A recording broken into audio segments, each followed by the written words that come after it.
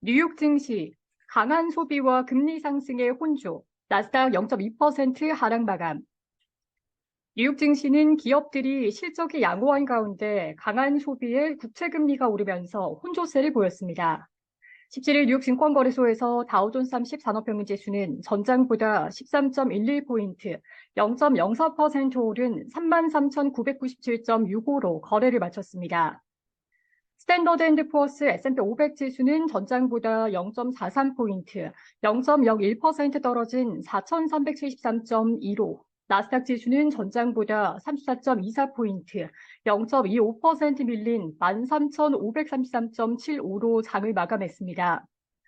다우지수와 S&P 500 지수는 전날과 거의 차이가 없었으며 나스닥 지수는 소폭 하락했습니다.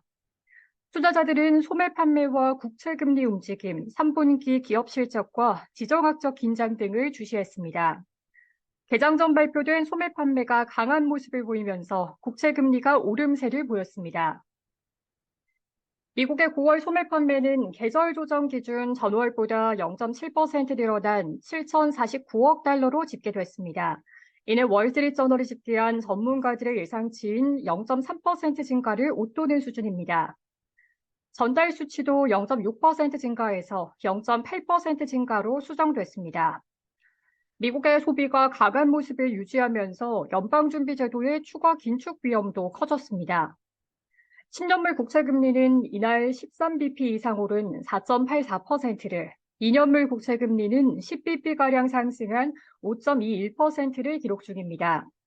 30년물 국채금리도 8bp 오른 4.93%를 나타냈습니다.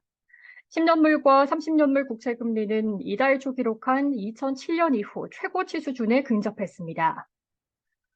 토마스 바킨 리치먼드 연방준비은행 총재는 경제가 지표가 보여주는 것보다 더 약할 수 있으며 이러한 약세가 인플레이션 압력을 완화하는 데 도움이 될 것이라고 말했습니다. 그러나 그는 다음 달 금리 결정과 관련해서는 유보적인 태도를 보였습니다. 박힌 총재는 인플레이션 경로가 아직 명확하지 않다라며 우리가 충분히 했는지 더 해야 할 일이 있는지를 판단하는 데는 아직 시간이 있다라고 말했습니다.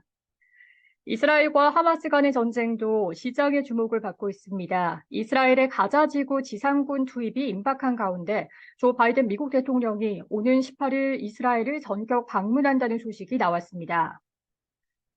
바이든 대통령은 베냐민 네타냐후 이스라엘 총리를 만나 이번 사태 해결을 위한 외교적 노력을 벌일 예정입니다. 바이든 대통령의 방문으로 이스라엘이 지상작전 개시 시점을 미룰 것이라는 전망도 나오고 있습니다. 그동안 이스라엘과 하마스 간의 충돌은 안전자산인 국채 가격을 끌어올려 금리를 낮추는 요인이 되었습니다. 지난주 JP모건을 시작으로 은행들의 실적이 긍정적으로 나온 가운데 이날도 골드만삭스와 뱅크 오브 아메리카가 예상치를 웃도는 실적을 내놨습니다. 그러나 골드만의 주가는 1% 이상 하락했고 뱅크 오브 아메리카의 주가는 2% 이상 올랐습니다. 존슨앤드존슨은 예상치를 웃돈 실적에도 1%가량 하락했고 록히드 마틴은 예상치를 웃도는 분기 실적에도 0.2% 오르는 데 그쳤습니다. 미국이 사양이 낮은 인공지능 반도체에 대한 대중 수출을 추가로 금지했다는 소식도 나왔습니다. 미 상무부는 미국 기업들의 대중 반도체 수출 규정을 강화해 저사양 AI 칩에 대한 반도체 수출도 금지하기로 했습니다. 이에 따라 엔비디아의 저사양 AI 칩인 A800과 H800의 수출이 통제됩니다.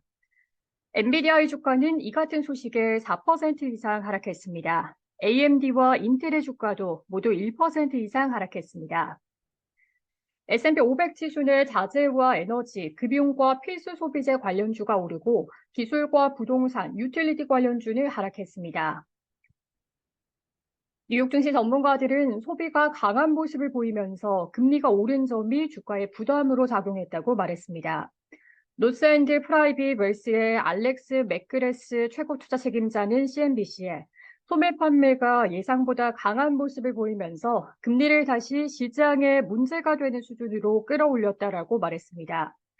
그는 이날 수치는 향후 연준 조치에 대한 견인력을 얻기 위해 중립적인 연준 당국자들의 발언을 소화하느라 애쓰는 소투자자들에게 계속 부담이 되고 있다라고 말했습니다.